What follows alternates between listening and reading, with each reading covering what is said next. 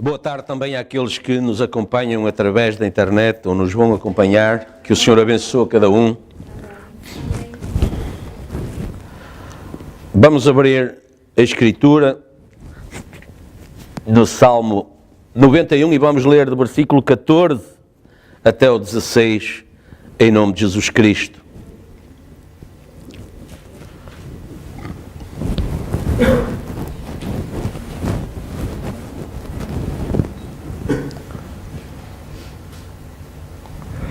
Pois que tão encarecidamente me amou, também eu o livrarei. Pô-lo-ei num alto retiro, porque conheceu o meu nome. Ele me invocará e eu lhe responderei. Estarei com ele na angústia, livrá-lo-ei e o glorificarei. Dar-lhe-ei abundância de dias e lhe mostrarei a minha salvação.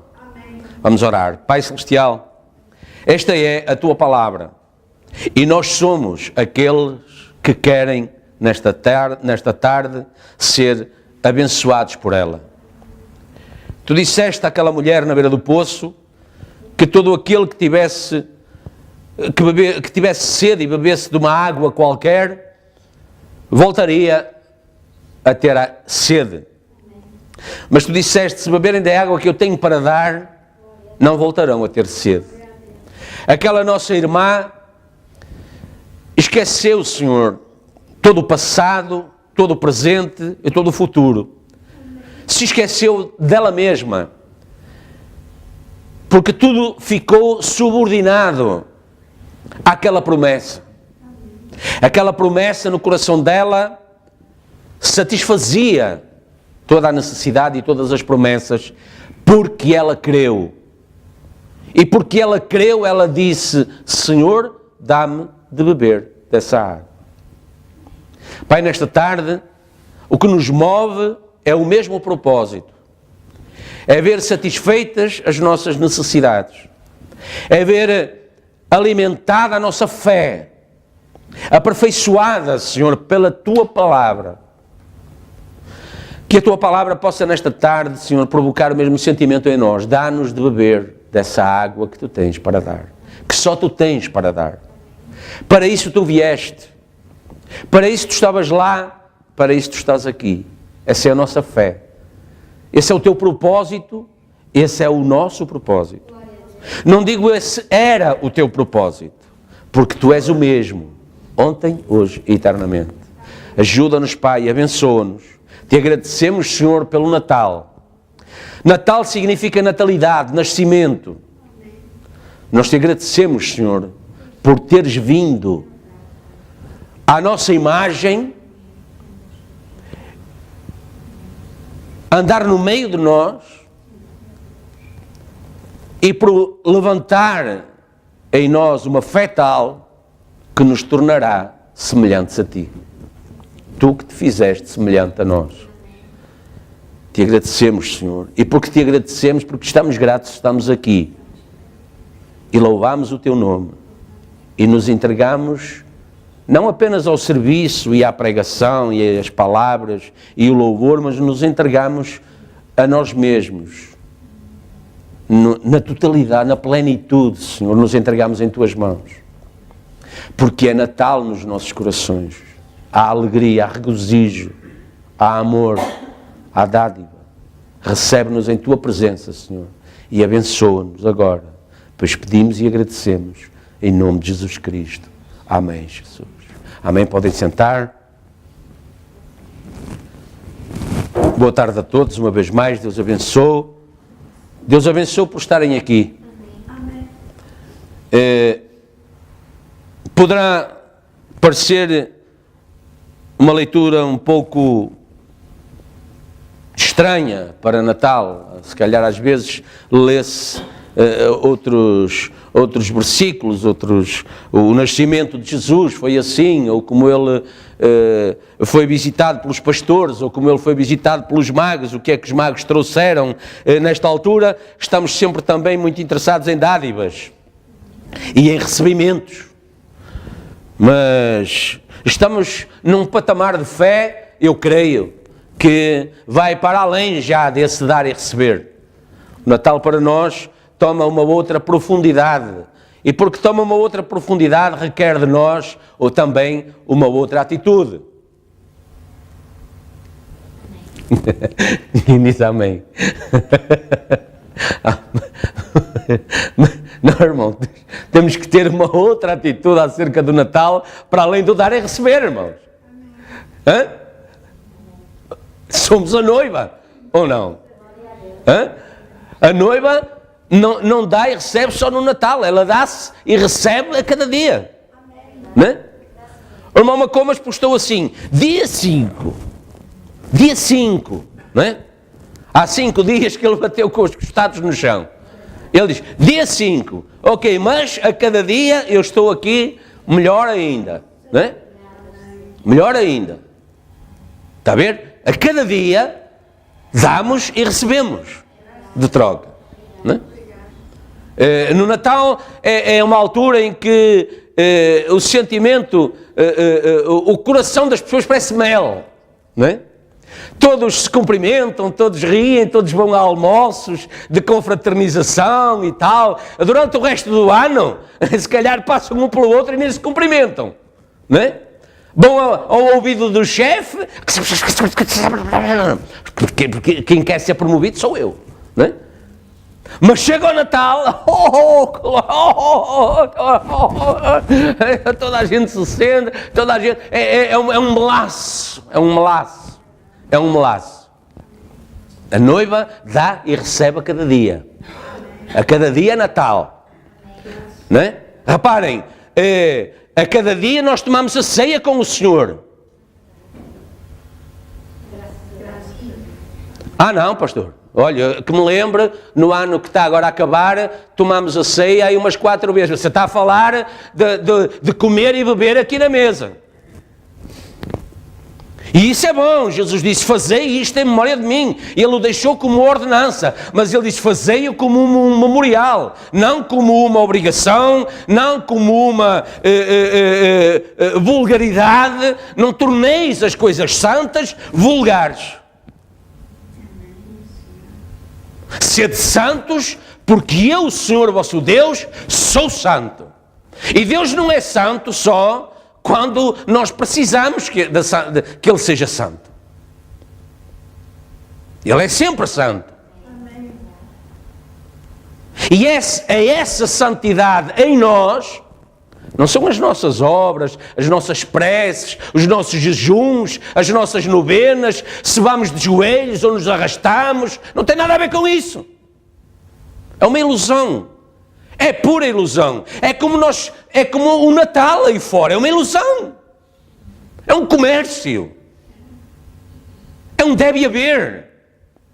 Agora, não há famílias que vivem desse comércio? Não é uma bênção? É.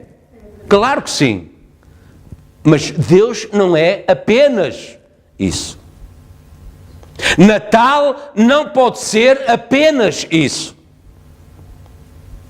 Deixem isso para os aniversários, para a implantação da República, para todos os outros feriados. Agora, Natal e Páscoa tem que ser algo mais para nós do que coelhinhos de chocolate, ovos de Páscoa, não é? Fios de ovos, né? Prendas, rabanadas. Tem que ser mais do que isso. Tem que ser um memorial santo. Certo? Agora, não é um dia para nós andarmos, no Natal talvez nem tanto, mas na Páscoa, todos vestidos de silício e de cores assim muito escuras e tal, porque o nosso Senhor morreu. Não, Ele morreu, mas Ele ressuscitou. A morte não teve poder sobre Ele. A morte toma poder a partir das 72 horas e estava prometido, estava profetizado, não deixarei a sua alma no Hades, não permitirei que o meu santo veja corrupção. Amém. Estava profetizado. Como estava profetizado o Natal. O Natal estava profetizado. Sempre encaramos o Natal como deve ser encarado. Amém? Repara, eu estou a dizer isto pela afirmativa. Eu creio já que é assim. Somos um povo maduro. Certo? Os nossos corações têm que estar já ancorados em algo. E em algo que seja firme, substancial, seguro. Não é? Lembra-se, ainda há pouco tempo lemos aqui, creio que foi aqui que lemos, já não sei se foi aqui, se foi em casa, mas o profeta deu um salto sobre um tronco, não é? E o tronco estava direitinho por fora, mas ele estava podre por dentro e cedeu. E ele disse, assim estão muitos cristãos hoje. Por fora parecem muito bonitos e tal, mas é só pô-los à prova e logo eles estão ocos por dentro. Certo? Vou-lhes dizer, eu sinceramente, eu neste Natal esperava ter recebido uma limusine na minha porta. Com um grande laço e tal. Eu gosto de canetas, aquelas canetas de tinta permanente, e esperava ter recebido uma caneta dessas em ouro. Eu não recebi nada disso. Quer dizer, portanto, este Natal para mim não é Natal. É claro que vocês estão-se a rir. Faz sentido isto. Tem alguma coisa a ver com o Natal? Não. Jesus nasceu num estábulo. Não foi pobrezinho. Ele não nasceu pobrezinho, ele nasceu como ele quis nascer. Despojado das riquezas do mundo. Não é, repare, ele precisou de roupa, ele precisou de comer, ele precisou de beber, se calhar precisou de medicamentos, ele foi um bebé como todos os outros, uma criança como todas as outras, ele precisou de uma bola para jogar, ele precisou de coleguinhas, ele precisou de tudo isso. E certamente terá tido tudo isso. Mas quando chegou a hora de afirmar o que estava ali a fazer, ele disse, mulher, não sabes que me convém tratar dos negócios do meu pai? Que ele naquela hora estava a entregar uma mobília, lá num 12º andar, a carregar os móveis às costas. Estava a tratar de carpintaria. Seria.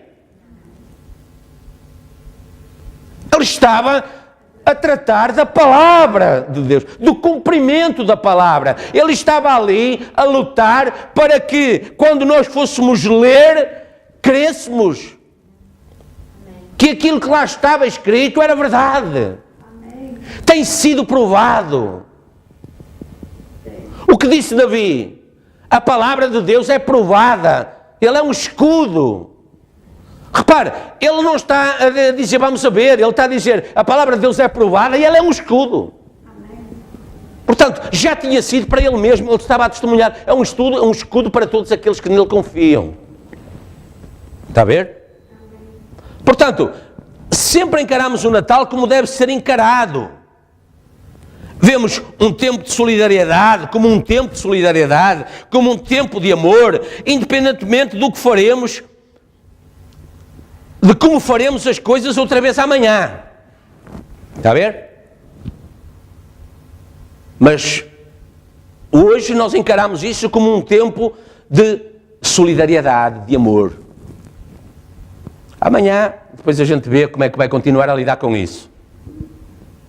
Mas para já, neste tempo, é assim que as coisas são encaradas. E nós olhamos estes testemunhos, o testemunho do irmão Macomas, e o meu próprio testemunho ainda hoje, não é? A coisa ainda é muito recente, ainda está tudo muito verde, como nós costumamos dizer, não é? E com frequência as coisas vêm à memória, os acontecimentos, as ocorrências, não é? No entanto, como eu dizia à minha esposa hoje de manhã, apesar de tudo, aquilo que eles passaram, que eu passei, de todo o sofrimento, eu tenho que reconhecer que Deus sempre pôs as pessoas certas no meu caminho. Pessoas que tiveram, às vezes, médicos, especialmente, atitudes que nem sempre nós gostamos delas, mas eles têm que ser profissionais. Eu disse à minha esposa, eles não podem dar lugar ao sentimento, porque eles passam por tanta coisa, eles veem tanta coisa, não é? Eles ouvem tantas famílias, eles têm que dar explicações a tantas famílias, que eles não podem ter sentimento, não podem expressar os sentimentos. Ou então, os hospitais eram um pranto de choro. Andavam os enfermeiros para um lado, os médicos para o outro, os parentes para o outro, os doentes para o outro, toda a gente chorava, gritava, lamentava ali dentro. Alguém tem que tomar o controle sobre as situações. Agora, obviamente, isso está escrito, o doente e os seus familiares têm o direito de saber aquilo que se está a passar. Certo? E é isso que as famílias buscam, é isso que as pessoas buscam, não é?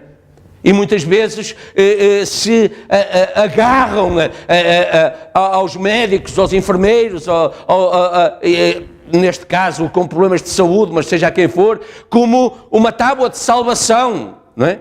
Mas nós temos que aprender a, antes de mais, nos agarrarmos a Deus e esperarmos em Deus e pedir a Deus que ponha as pessoas certas, os acontecimentos certos no nosso caminho. No nosso caminho. Para que as coisas vão bem, não é? Mas nós recordamos sempre a doença, a recuperação. E isso, repare, e eu lembrava hoje, e por isso Deus pôs este versículo. Eu na altura, às vezes nem sei onde é que isso está escrito, mas eu sei que está escrito e eu vou à procura. E eu não me lembrava que era o Salmo 91. O que tinha no meu coração é: porque tão encarecidamente me amou. E aquilo bateu-me no coração. E eu pensei, pois é isso, porque tão encarecidamente me amou. Davi estava a dizer isso de Deus, porque tão encarecidamente me amou, não é? Ele estava a falar no Espírito, obviamente. Isto tem duas leituras, já lá chegaremos. Mas reparem, é exatamente isso que está em causa. Os problemas, as lutas, as tribulações, não é? Provocam muito desgaste, claro que sim. Provocam muita tensão. Provocam uma grande batalha de fé. Mas elas mostram também o quão amados nós somos de Deus. Repare, João 3,16, se quiserem abrir.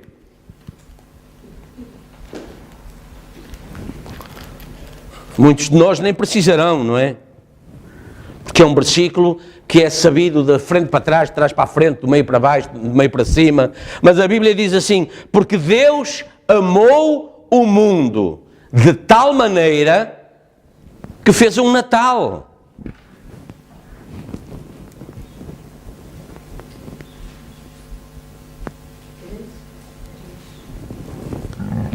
Certo? Deus amou o mundo de tal maneira. Amém.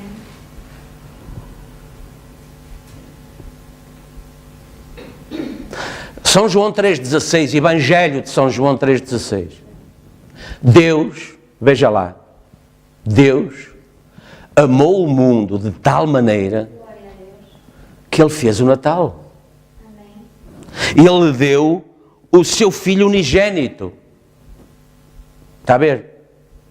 Porquê Filho unigênito? Porque aquela foi a maneira única que Deus tomou para se apresentar à nossa semelhança. Sabemos que Cristo foi isso.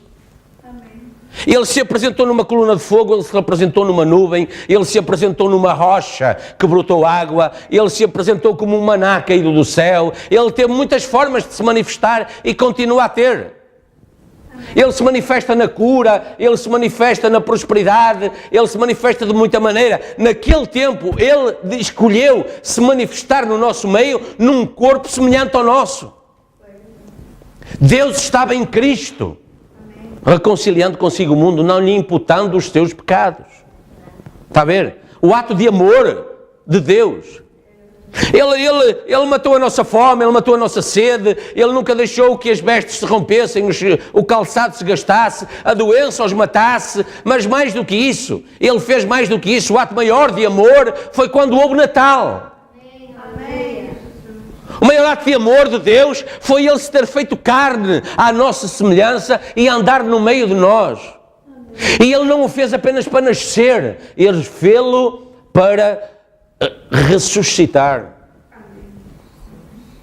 Ele sabia o que é que Ele requeria como um ato de expiação do pecado. Era o derramamento do sangue, porque o pecado entrou pelo sangue, o pecado tinha que ser redimido pelo sangue. Certo? E portanto Ele disse, tem que haver um sangue que seja perfeito aos meus olhos. O sangue de bode não era, o sangue de cordeiro não era, o sangue nem do cordeirinho acabado de desmamar. Porquê? Porque ele nascia de ato sexual. E isso não é perfeição aos olhos de Deus.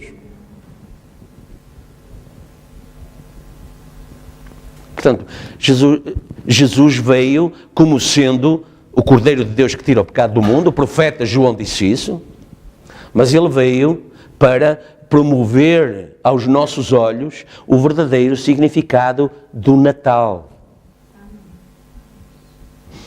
Para que o plano perfeito de redenção tomasse lugar e então o nosso pecado pudesse ser definitivamente expiado, tirado da frente de Deus. Agora não há pecado, certo? Não há nenhum pecado nosso que esteja na presença de Deus. Se estiver, tiremo-lo rapidamente de lá, para que as nossas orações não sejam impedidas. Amém? Como fazemos? Se confessarmos os nossos pecados, Ele é fiel e justo.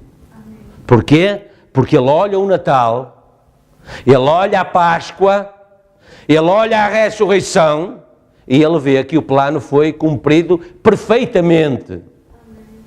E o Natal faz parte desse plano perfeito de redenção de Deus. Digam graças a Deus.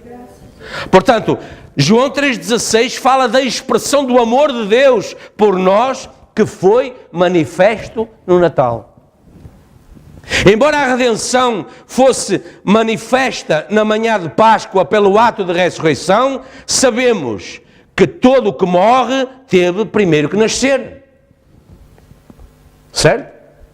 Nós já sabíamos isso, mas Deus teve até o cuidado de enviar um profeta maior, chamando a nossa atenção para isso. Tudo que morre, tudo que nasce tem que morrer e, portanto, tudo que morre nasceu primeiro. Certo? Glória a Deus, aleluia, Ele morreu, ressuscitou, derramou o seu sangue, redimiu a terra, sim, mas Ele teve que nascer primeiro. E portanto o Natal não é um momento de prendas e de confraternização e de amor uns pelos outros. Não, o Natal é o princípio do plano de redenção de Deus para limpar o nosso pecado. Por isso estamos gratos a Deus. Comemoramos o Natal. Nos revemos no Natal. Porque lá começou o princípio da redenção. Certo? Estamos juntos? Portanto, teve que primeiro, antes, para que pudesse morrer, ele teve que nascer primeiro. E sabemos que a esse ato de nascimento se dá vulgarmente o nome de natalidade. Não é? O qual é derivado do nome de Natal, de nascimento. Certo? Assim, repare, preste atenção, como todo o ato ou ocorrência nas nossas vidas tem subjacente uma profecia. Também este ato do Natal teve a expressão. Eu queria que tomássemos isso, eu risquei aqui, sublinhei e tal, para chamar a atenção da igreja da importância para isso. Isto veio ao meu coração nesta manhã. Apesar de eu andar na minha azáfama, às vezes para trás e para a frente, parece que ando preocupado com tudo, menos com aquilo que devo, não. O Espírito Santo está sempre a falar comigo. E hoje de manhã assaltou-me esta ideia, este pensamento, e eu tomei nota dele. Toda a ocorrência nas nossas vidas tem subjacente uma profecia. Não se esqueçam disso. Jesus disse, nada acontece fora da vontade do Pai. E a vontade do Pai está expressa em profecia na Escritura. E o que é que o profeta dizia? Quer saber o que está acontecendo no seu dia? Vá ao Antigo Testamento e veja o tipo, ou o antitipo, como lhe quiserem chamar, não é? Não é? O carro tanto anda de marcha à frente como de marcha atrás, não deixa de ser carro por isso. Portanto, o tipo, o antitipo, não é? Há um reflexo, há um acontecimento, há uma expressão, pode até estar escondida ainda aos nossos olhos, vamos descobri-la um dia, certo? Mas as ocorrências da nossa vida, nós mesmos estamos expressos na Escritura.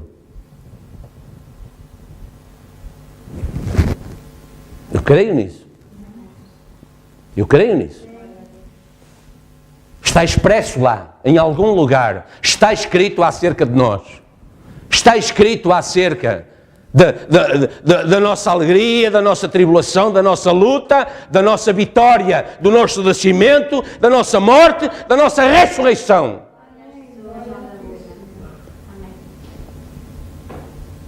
Ou então somos as mais enganadas criaturas à superfície da Terra. Esperamos um rapto que é uma ilusão. Nunca irá acontecer. Então está tudo torcido. Então venha depressa a esse nuclear para acabar com isto de uma vez e com nós também. Porque estamos errados. Agora, se não é assim, irmãos, então temos que estar ancorados em algum lugar e saber que o que está a acontecer tem um propósito de Deus. É a manifestação do próprio Deus. Deus se estava a manifestar lá na cruz. Deus se estava a manifestar lá no estábulo. Por isso, os reis magos vieram e trouxeram ofertas bem peculiares. Podiam-lhe ter trazido um camelo, recém-nascido. Quando o bebê crescer, o camelo vai estar à altura, não é, de o transportar, já vai ser adulto, já vai poder dar...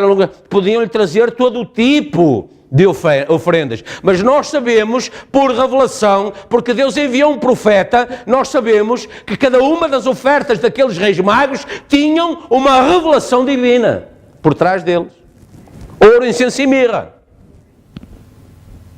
Não foi por acaso que eles trouxeram aquilo, não é? Eu pergunto, quem lhes revelou esse propósito? E quem depois entendeu a revelação? Provavelmente muitos dos pastores à volta, na sua simplicidade, disseram: misericórdia, mas estes homens vieram de tão longe, tão ricos, ricamente vestidos, e trazem bem um traz ouro. Nada mal. Mas é uma coisa tão pequenina, tão insignificante. Agora os outros, incenso e mirra. Porque a Bíblia diz que são insondáveis os pensamentos de Deus. Precisamos da mente de Deus para entender Deus. As pessoas perguntam como é que Deus permite, como é que Deus assim, como é que Deus assá, porque não têm a mente de Deus. E se lhes for dizer que a razão porque essas coisas acontecem são porque as pessoas se afastam de Deus, elas vão rir porque é tão simples, é simples demais. Não pode ser uma justificação tão redutora. Mas essa é a verdade. O profeta falou assim. Os profetas falaram assim. Com frequência eu leio Jeremias, ele não fala noutra coisa em todo o seu ministério. Porque vindes a mim. Olha, diz-nos o que é que o Senhor fala por tua boca. E ele diz assim, diz o Senhor, porque vindes a mim, porque me arguís se eu falo e vós não fazeis como eu digo. Porque vimos à igreja, se estamos nessa condição. Porque vimos à igreja. Porque lemos a Bíblia. Se o que lá diz para nós não é para dar cumprimento. Essa é a questão. Porque há espíritos religiosos. Repare, Caim era religioso. Mas quando Deus lhe disse, o teu irmão é que está certo, adora como ele disse, não vou fazer isso. Vou fazer como eu acho. Portanto, era a adoração a Deus ou era a adoração a ele mesmo? O mundo está nessa condição hoje. O mundo está nessa condição hoje. Eles querem promover a sua própria adoração a Deus. É Deus quem tem que se sujeitar a receber aquilo que cada um lhe quer dar.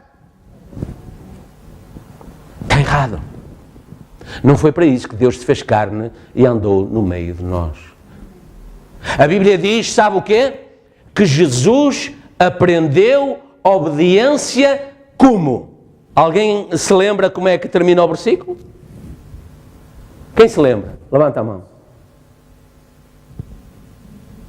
Lembra? Ainda há quem se lembra.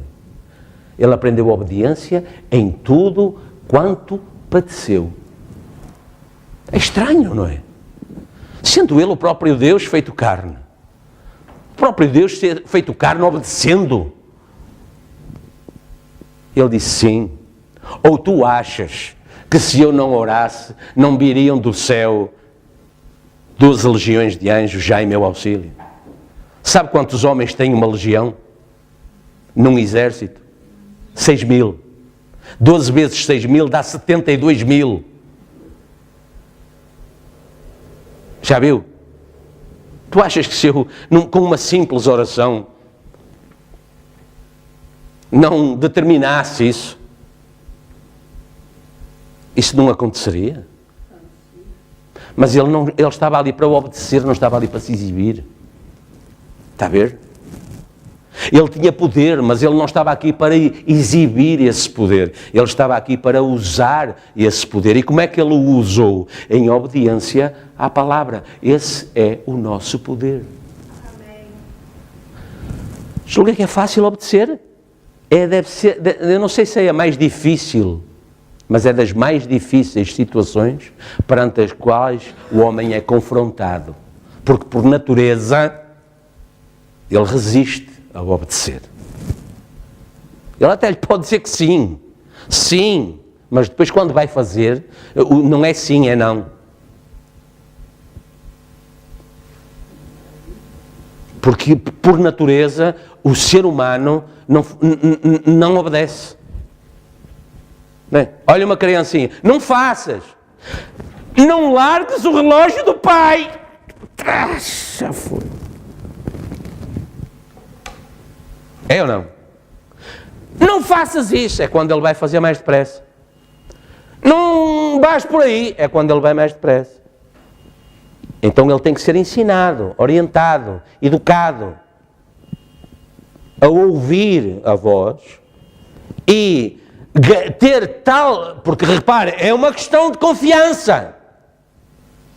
Não é? A criança obedece ao pai ou à mãe, porquê? Porque ele confia de tal maneira que ele se convence a ele mesmo que aquilo é o melhor, a melhor atitude. E vai e faz. E é isso que distingue os cristãos hoje também. As pessoas são boas, claro que são. As pessoas são boas.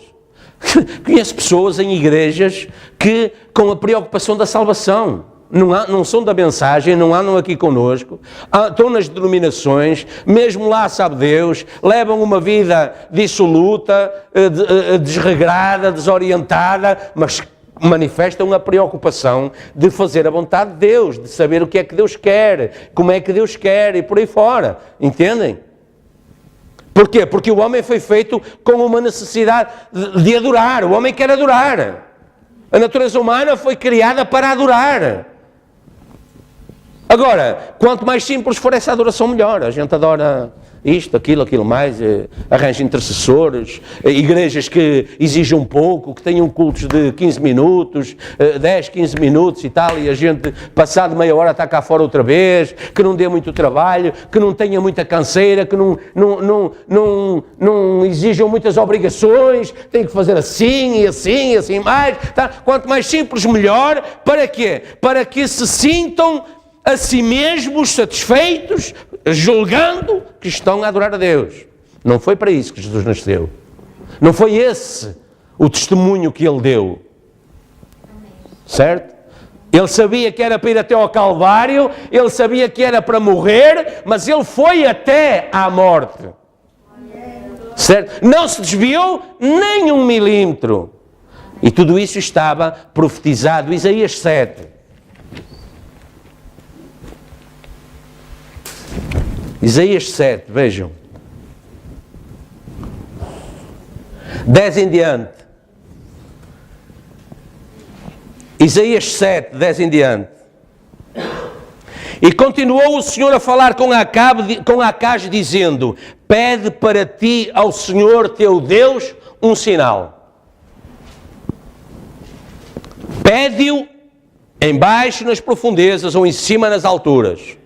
Acaz, porém, disse ao Senhor: não o pedirei, nem tentarei ao Senhor. Ou seja, faça-se a tua vontade. Eu já sei que está determinado o que é para fazer, faça-se como tu determinas. Então ele disse: ouvi agora, ó casa de Davi.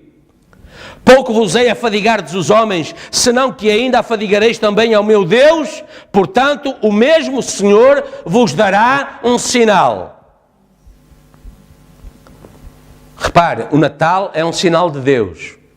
O mesmo Senhor vos dará um sinal. Eis que uma virgem conceberá.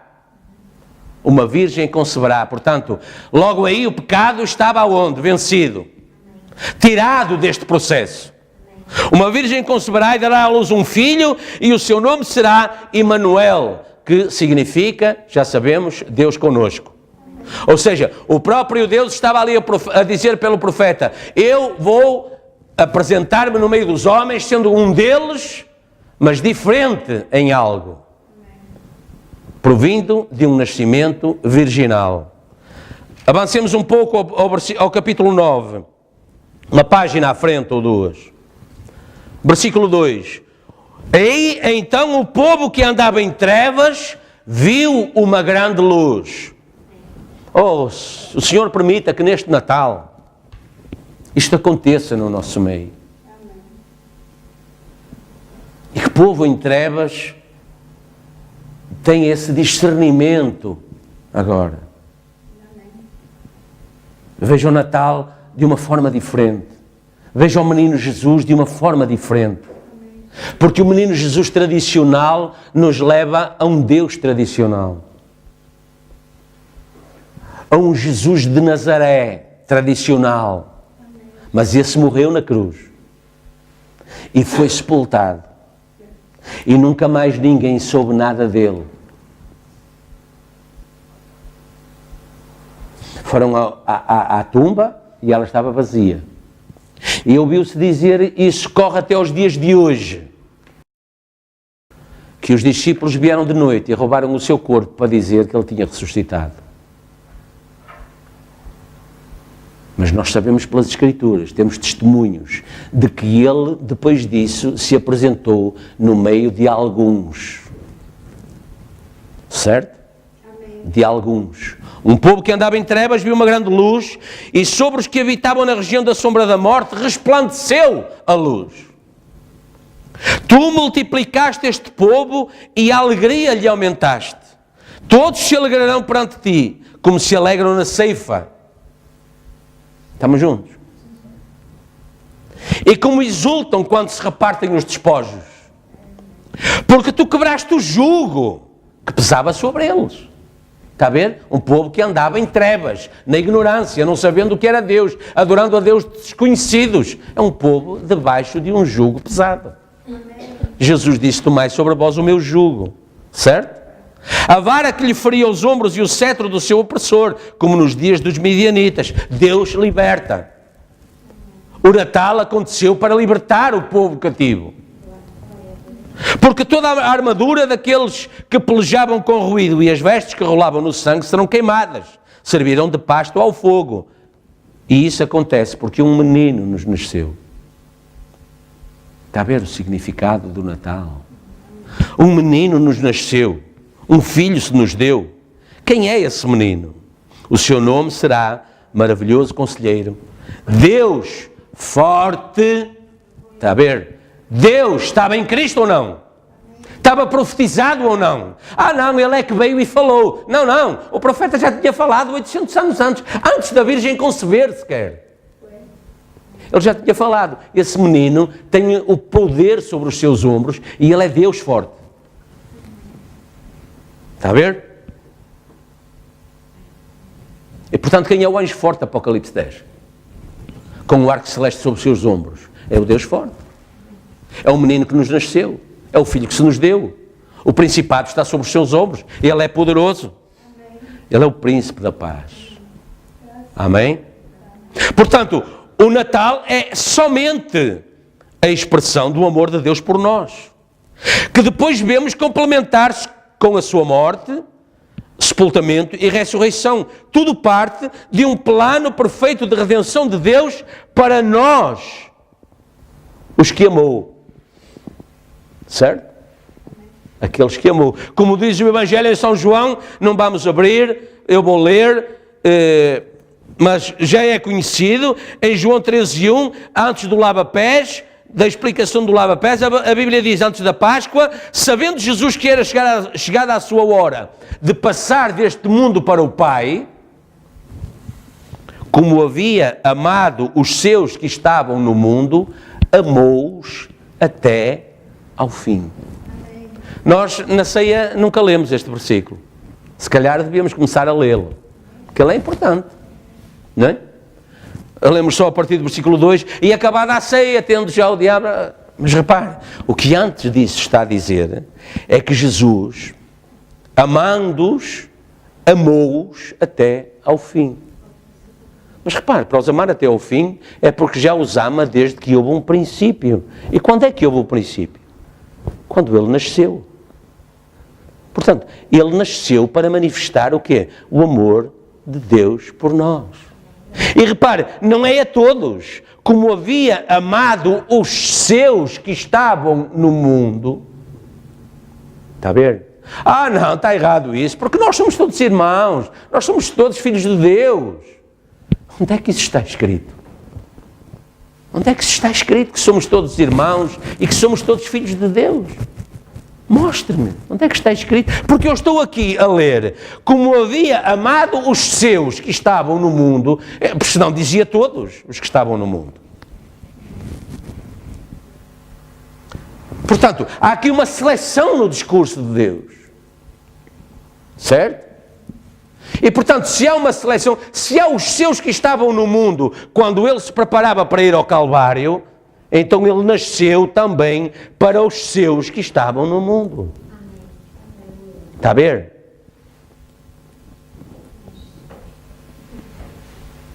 Portanto, todo mundo comemora o Natal, uns de uma maneira, outros de outra, outros de outra, outros de outra. Mas há um povo que comemora o Natal de uma forma especial, para os quais o Natal tem um significado especial. Não são melhores nem piores, são diferentes. Está a ver? Eles têm uma revelação de Deus diferente. Essa é a razão. Amou-os até ao fim. Esta é a nossa segurança também. Está a ver? Você será amado até ao fim. Qual fim? Olhe, quer durma, quer se mantenha vivo, todos seremos transformados e num abrir e fechar de olhos iremos encontrar-nos com Ele nos ares e estaremos para sempre com Ele. Essa é a nossa segurança. E tudo isso foi ganho no seu ministério terrenal. Porque Ele veio mostrar Deus. Repare, Ele não era o nosso Deus. Isto segue-me desde o princípio do meu ministério. Ele não era o nosso Deus, nós éramos um povo pagão, servindo a toda a sorte de deuses, sendo guiado por toda a sorte de espíritos. Não esqueça isso. Ele nasceu para se mostrar a um povo que andava em trevas e viu uma grande luz. Está a ver? Sobre os quais pairava a sombra da morte. Estamos juntos. Daí que hoje, e vamos encerrar, eu quero partilhar convosco aquilo que Deus neste Natal colocou no meu coração e que no fundo é a explicação que desde agora tenho para justificar a minha fidelidade a Deus. A leitura deste Salmo 91:14, mas lida agora da minha perspectiva para de mim para Deus. Porque o que nós lemos no Salmo 91, pois que tão encarecidamente me amou, também eu os livrarei, pô-los-ei num alto retiro, porque conheceu o meu nome. Deus está a falar pelo Espírito, não é? Ou seja, o Espírito está a falar por Davi para o povo de Deus, para Israel. Mas eu agora leio este versículo, não é? Como uma explicação, não é? Da minha fidelidade, do meu amor para Deus. Porquê? Porque, pois que tão encarecidamente Ele me amou, também eu o amarei. Também eu o servirei. Também eu serei dele. E ele será meu. E eu quero passar o resto dos meus dias testificando disso. E proclamando isso para quem me quiser ouvir. Mas principalmente para o próprio Deus. Certo? Para o próprio Deus. Lembre-se, Deus fez o Natal por si. Então, sejamos Natal para Deus. Que o nosso Senhor, eu te amo, não seja só da boca para fora. Não seja só quando há Natal. Não seja só quando recebemos algo. Não seja só quando somos curados de uma dor, ou de uma doença, ou de uma aflição. Mas que seja como o salmista disse no Salmo 23, ainda que eu andasse pelo vale da sombra da morte, não temeria mal algum, porque tu, Senhor, estás comigo. A tua vara e o teu cajado me consolam. Amém? Deus abençoe os nossos lares, os lares dos nossos irmãos que nos acompanham, os nossos corações essencialmente. E que realmente seja Natal nos nossos corações. Amém? E o Senhor se agrade desse Natal que Ele vir em cada coração este ano. Amém? Vamos orar. Vamos orar.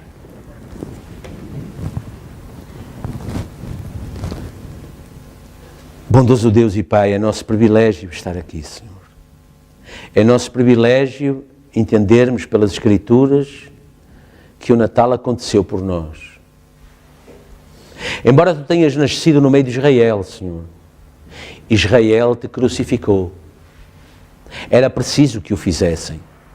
Mais tarde entendemos isso na carta de Paulo aos Romanos.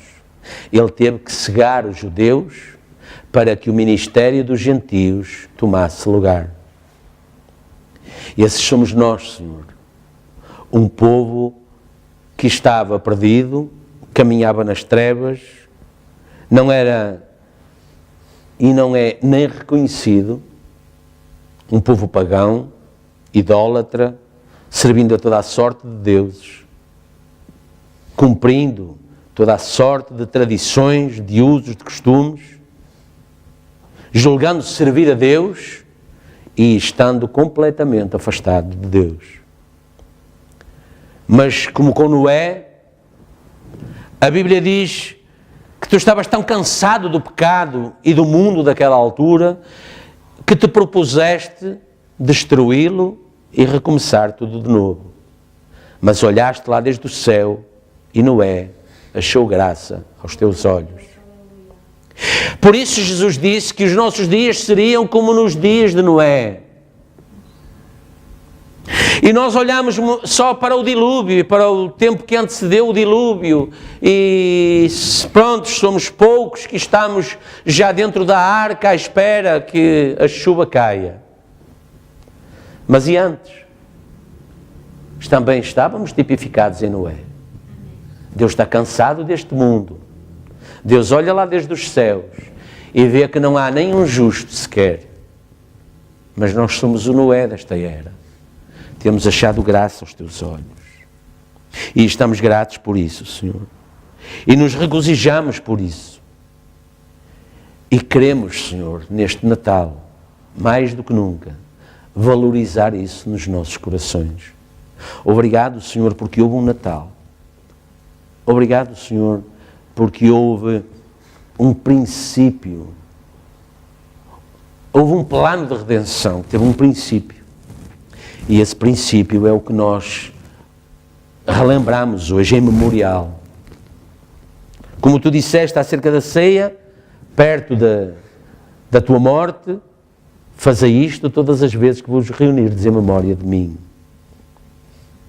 É por isso que estamos aqui hoje também, Senhor. Para relembrar isso. e louvar o teu nome e dar graças, Senhor, em memória do teu nascimento. Obrigado, Senhor, porque houve um Natal. Obrigado, Senhor, porque tu te fizeste carne e andaste no meio de nós, somente com o propósito de nos redimir, de nos salvar. Hoje, regozijamos e damos graças e nos vangloriamos, porque não pelas obras, não pelo que nós somos, mas pelo que tu tens feito por nós, somos salvos. Esperamos um arrebatamento e essa esperança tira de nós todo o temor acerca desse tempo de tribulação, dessa ameaça nuclear. Mas tudo isso é possível porque tu te fizeste carne e andaste no meio de nós. O principado estava sobre os teus ombros. Tu és Deus forte, príncipe da paz. Dá-nos a tua paz, Senhor. Que a tua paz, Senhor, inunde os lares neste tempo, Senhor. Os nossos corações. Que verdadeiramente, Senhor, nasça a verdadeira revelação de Natal nos nossos corações. E isso então nos dará essa paz, a tua paz. Senhor, glorificamos o teu nome e estamos gratos por tudo quanto tu continuas a fazer por nós. Não apenas o que tens feito, mas o que tu continuas a fazer por nós. Senhor, abençoa os santos ao redor do mundo. Senhor, te agradecemos, Senhor, pelo testemunho do irmão Macomas. Isso nos dá confiança, Senhor. Isso nos mantém, Senhor, em adoração, em agradecimento, em louvor. Tu és soberano, tu és poderoso. Como disse o salmista pelo Espírito, em teu nome, operando eu, quem impedirá? Ninguém, Senhor. Não há nome que seja sobre o teu nome.